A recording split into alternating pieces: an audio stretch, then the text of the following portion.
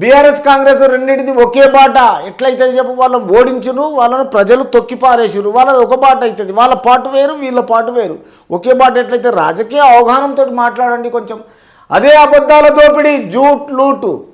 అబద్ధాలు మాత్రం బీఆర్ఎస్కు చెందుతాయి కాంగ్రెస్కు లేదు కాంగ్రెస్లో ఎడ్యుకేటెడ్స్ ఉన్నారు మంచి మినిస్టర్లు ఉన్నారు రాష్ట్ర ప్రజలను అనుకూలంగా అన్నీ చేయడానికే ముందుకొచ్చిండ్రు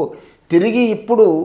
ఆ జూట్ లూట్ అనేది బీఆర్ఎస్కు వర్తిస్తుంది అంటూ మోదీ ఆగ్రహం చేశారు కాళేశ్వరంలో అవినీతికి పాల్పడి రైతుల నుండి బీఆర్ఎస్ సర్కార్ వేల కోట్లు దోచుకుంటే ఇప్పుడు అధికారంలోకి వచ్చిన కాంగ్రెస్ ప్రభుత్వం దానిపై విచారణ జరిపించకుండా మౌనం వహించడం కాకుండా దానికి సంబంధించిన ఫైళ్లు మూసేసిందని ఆరోపించారు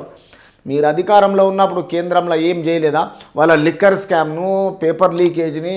మరి వాళ్ళ అన్నింటి మీద ఎందుకు చర్యలు తీసుకోలే ఎందుకు కవితను అరెస్ట్ చేయలేదు 3 నెలలు ఇచ్చిన తర్వాత పార్టీని ఎందుకు ఆరోపణలు చేస్తున్నారు మీరుండి చేసింది ఏముంది సెంట్రా మీరు ఇచ్చిన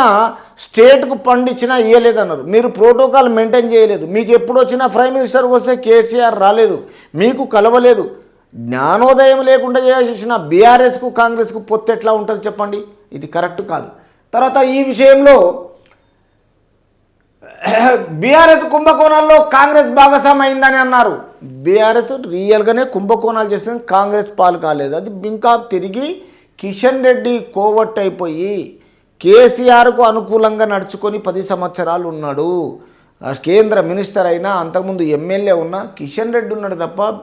కాంగ్రెస్ పార్టీ ఎప్పుడు గినలేదు తర్వాత ఈ రెండు పార్టీల కవర్ ఫైర్ ఎక్కువ రోజులు సాగబోదని ఉగ్రవాదంపై సర్జికల్ స్ట్రైక్ చేసిన మోదీ ప్రభుత్వం ఎక్కువ రోజులు కాంగ్రెస్ ఉంటుంది బీఆర్ఎస్ ఉండదు భూస్థాపితం అవుతుంది 2014లో టీడీపీ పార్టీని ఎట్లా భూస్థాపితం చేసిండో ఇదే రేవంత్ రెడ్డి గారు కాంగ్రెస్లో ప్రజలకు అనుకూలంగా చేసి బీఆర్ఎస్ పార్టీని భూస్థాపితం చేస్తాడని తెలంగాణ రాష్ట్ర ప్రజలు కోరుతున్నారు వీళ్ళ చేసిన అవినీతి పనులు అరాచకాలు ఒక్కొక్కటి మామూలుగా కాదు అన్నీ బయట పెడుతున్నాడు కొంచెం పార్లమెంట్ ఎలక్షన్లు అయిపోయిన తర్వాత రేపు కిషన్ రెడ్డికిన గెలుస్తాడని నమ్మకమే లేదంటున్నారు జనాలు మోడీ ముఖం చూసి మూడోసారి 3 నుంచి 305 సీట్లతోటి మోడీ గారు రావడం జరుగుతుంది ఇది తెలంగాణ రాష్ట్ర ప్రజలు చెప్తున్న అంశము ఈ అంశాన్ని ఆలోచన చేయండి తర్వాత అయితే అందుకు ప్రజల పూర్తి ఆశీర్వాదం కావాలి అరే ఈరోజు కాంగ్రెస్ను విమర్శిస్తావు బీఆర్ఎస్ను నీ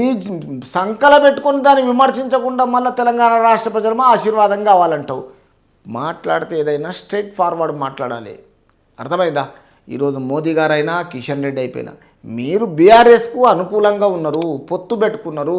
మీ 8 సీట్లు గినాలకు ఇవ్వడానికి ఉన్నారు వాళ్ళ 39 మీ 8 మజ్లిస్ 7 ఈ సీట్లతో వాళ్లకు ఏదో వాళ్ళ దగ్గర వ్యతిరేకత తీసుకొచ్చి అవిశ్వాస తీర్మానం పెట్టి రేపు వాళ్ళని పడగొట్టాలని మీరు ప్లాన్ చేస్తున్నారు కానీ రాష్ట్ర ప్రజలు ఒప్పుకోరది ఆలోచన చేయకుండా దుర్మార్గం పరిపాలన అంటారు కాబట్టి ఈ విషయంలో కొత్త ఏటీఎం తెలంగాణ కాదు ఇక్కడ ఖజానాలే లేనప్పుడు ఏటీఎమే లేదు అక్కడ ఏటీఎం పెట్టడానికి ప్లేసే లేదనేసి రాష్ట్ర ప్రజలు చెప్తున్నారు